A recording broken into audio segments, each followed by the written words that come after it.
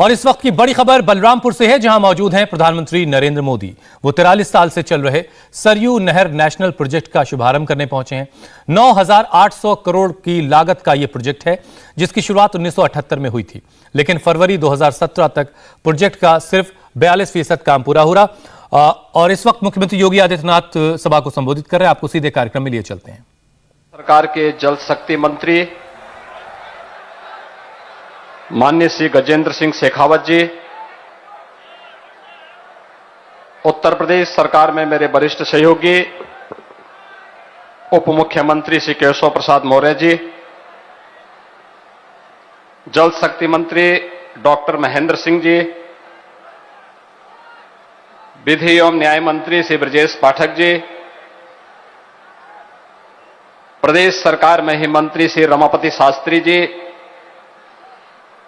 मुकुट बिहारी वर्मा जी, बलदेव ओलख जी, श्री पलटूम राम जी,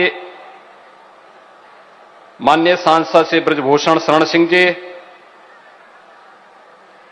कुंवर कीर्तिवर्धन सिंह जी, माननीय सांसद अक्षयवर लाल गौड़ जी, सभी माननीय विधायकगण, भारतीय जनता पार्टी के सभी पदाधिकारी भारी संख्या में आदरणीय प्रधानमंत्री जी का मार्गदर्शन प्राप्त करने के लिए उपस्थित भाइयों बहनों, आदिशक्ति मां पाटेश्वरी के इस पावन भूमि पर दुनिया के अंदर शांति, मैत्री और करुणा का संदेश देने वाले भगवान बुद्ध की इस पावन धरा पर पूर्व प्रधानमंत्री श्रद्धेय अटल बिहारी वाजपेयी जी की कर्मभूमि और श्रद्धेय नानाजी देशमुख की इस कर्मभूमि पर दुनिया के लोकप्रिय नेता, देश के यशस्वी प्रधानमंत्री जी का मैं आप सभी जनता जनार्दन की ओर से, प्रदेशवासियों की ओर से हृदय से स्वागत करता हूं, अभिनंदन करता हूं।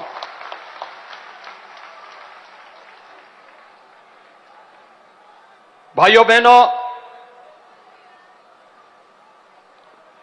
पूर्वी उत्तर प्रदेश आजादी के बाद से लगातार उपेक्षित था।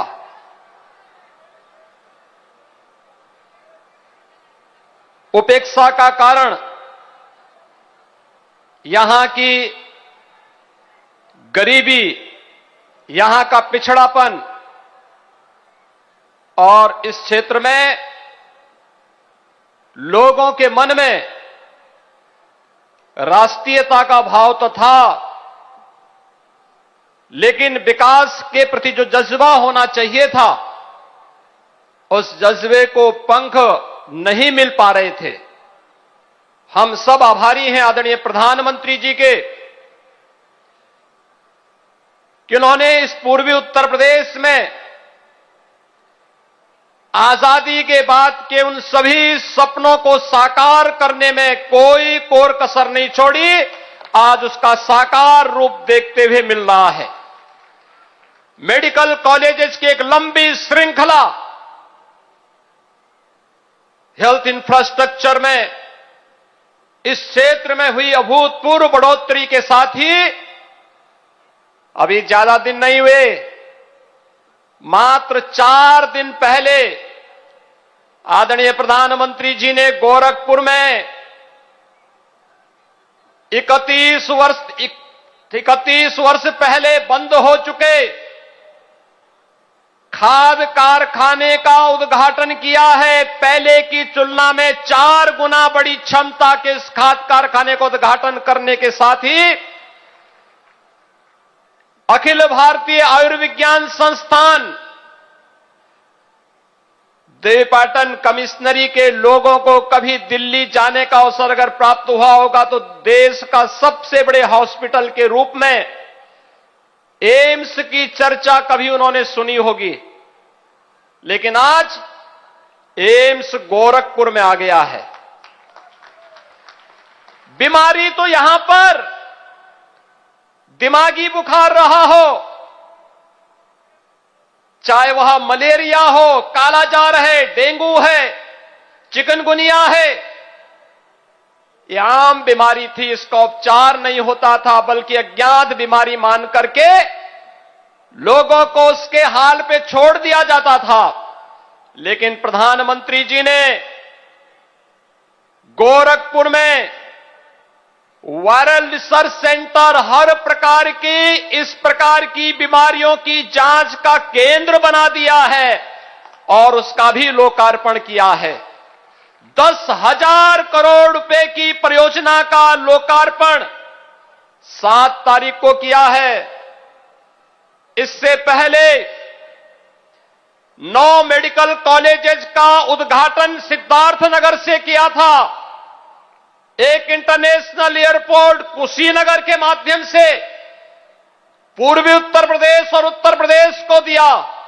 और आज हम आभारी हैं आदरणीय प्रधानमंत्री जी के, सरयू नहर राष्ट्रीय परियोजना के लोकार्पण कार्यक्रम के लिए सरदेव अटल जी की इस कर्मभूमि पर, मां पाटेश्वरी की इस भूमि पर आदरणीय प्रधानमंत्री जी का आगमन हुआ है। भाइयों बहनों, ये राष्ट्रीय परियोजना 1972 में इस योजना को सहमति मिली थी और 1972 में मेरा जन्म भी हुआ।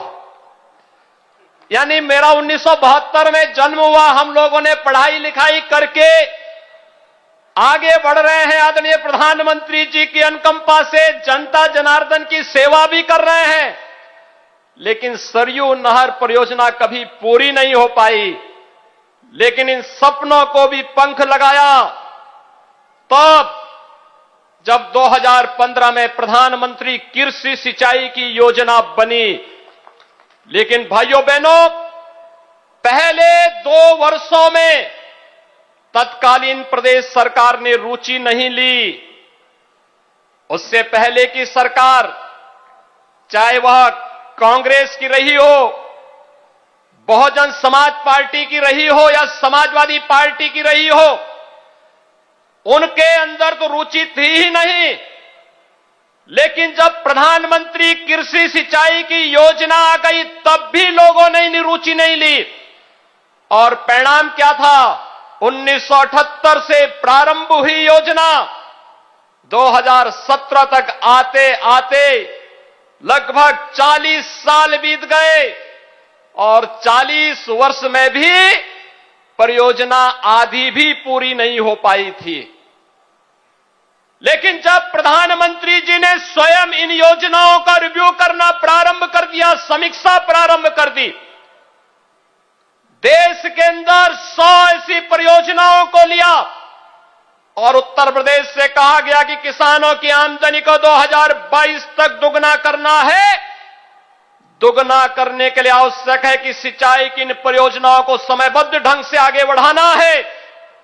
भाइयों बहनों, आज आदरणीय प्रधानमंत्री जी के अनुकंपा से उत्तर प्रदेश की जिन 18 परियोजनाओं को इसके लिए चयन किया गया था, उनमें से 17 परियोजनाएं पूरी हो गई हैं और 17 परियोजनाओं को पूरा होने के साथ उत्तर प्रदेश में 22 लाख हेक्टेयर भूमि को सिंचाई की सुविधा प्राप्त हो रही है। ये तब संभव हो पाया जब प्रधानमंत्री मोदी जी ने प्रधानमंत्री कृषि सिंचाई की योजना लागू करके पैसे की कमी कहीं नहीं आने दी और किसानों की आमदनी को दुगना करने के लक्ष्य को लेकर के आगे बढ़े। आज उसका परिणाम हम सबके सामने है। एक परियोजना उत्तर प्रदेश की मात्र है जिस पर युद्ध स्तर पर कार्य चल रहा है, वह है मध्य गंगा परियोजना। 3 जनपदों को जोड़ती है। लेकिन भाइयों बहनों, देश की सबसे बड़ी परियोजनाओं में से एक इस सरयू नहर परियोजना बहराइच, गोंडा, बलरामपुर, श्रावस्ती, सिद्धार्थनगर, बस्ती, संत कबीर नगर, महाराजगंज, गोरखपुर, इन जनपदों को जिन क्षेत्रों में लोगों ने सपना नहीं देखा था, मुझे याद है मैं जब 1.5 महीने पहले बलरामपुर जिले में आया था तो बलरामपुर का एक किसान मेरे पास आया था। किसान के चेहरे की खुशी बताती थी कि कुछ नया मिला है। मैंने उनसे पूछा, मैंने कहा क्या है, कुछ नया मिला है क्या? उन्होंने कहा साहब नहर पूरी हो गई है। तो मैंने कहा इससे क्या लाभ है? उन्होंने कहा साहब हमारे खेतों को पानी मिलेगा, हम सब्जी की खेती कर पाएंगे, कुछ नया कर पाएंगे और पैसा कमाएंगे, यहां से पलायन नहीं होगा। यहां का किसान अपने खेतों से सोना उगलने का कार्य करेगा। तब मैंने अनुरोध किया था आदरणीय प्रधानमंत्री जी से कि आपने 2015 में देश के किसानों के लिए जो सपना देखा था उसका एक जीवंत उदाहरण सरयू नहर परियोजना बन रही है और यह सरदेव अटल जी के उस सपने को नदी जोड़ो अभियान का भी सपना साकार करती है। घाघरा नदी को सरयू नदी से, सरयू नदी को राप्ती नदी से, राप्ती नदी को बाणगंगा नदी से और बाणगंगा को रोहिन नदी के साथ जोड़ करके उत्तर प्रदेश के 9 जनपदों की लगभग 15 लाख हेक्टेयर भूमि को सिंचाई की बेहतर सुविधा उपलब्ध कराने का एक बेहतरीन माध्यम मिल गया है। आदरणीय प्रधानमंत्री जी, मैं इसके लिए उत्तर प्रदेश की जनता की ओर से आपका आभार व्यक्त करता हूं, स्वागत करता हूं, अभिनंदन करता हूं कि आज आप स्वयं राष्ट्र को समर्पित करने के लिए, इस महत्वपूर्ण परियोजना को समर्पित करने के लिए आज यहां पर आए हैं।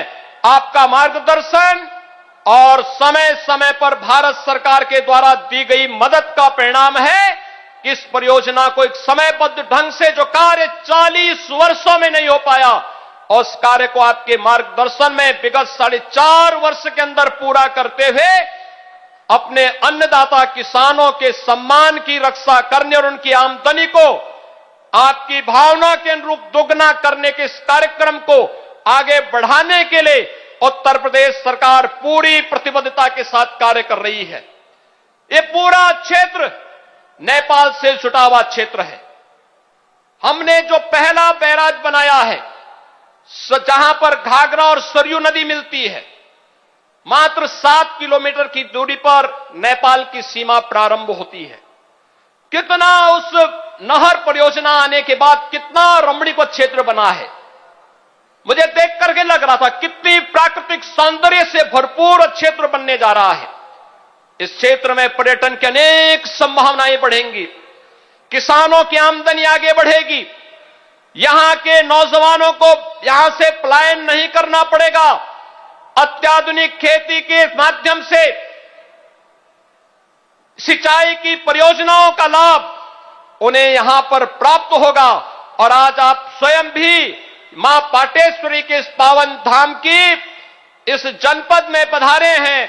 मैं इस अवसर पर आपका एक बार फिर से इस पूरे क्षेत्र में उत्तर प्रदेश के नागरिकों की ओर से हृदय से स्वागत और अभिनंदन करते हुए आज के इस अवसर पर पूरे 9 जनपदों को 29 लाख से अधिक किसानों को जिन्हें इसका लाभ मिलने वाला है, हृदय से बधाई देता हूं कि आज सिंचाई की योजना का लाभ जैसे बलरामपुर के किसान के चेहरे की चमक बता रही थी, यह चमक इन क्षेत्र के उन 9 जनपदों के प्रत्येक किसान के खेत में इसी प्रकार से आगे देखने को मिलेगा। मैं एक बार फिर से आपका हृदय से आभार व्यक्त करते हुए स्वागत और अभिनंदन करता हूं। धन्यवाद। जय हिंद, जय जय श्री राम। इंडिया टीवी हर वक्त हर जगह डाउनलोड करने के लिए सर्च करें India TV news Google play store या ऐप स्टोर पर।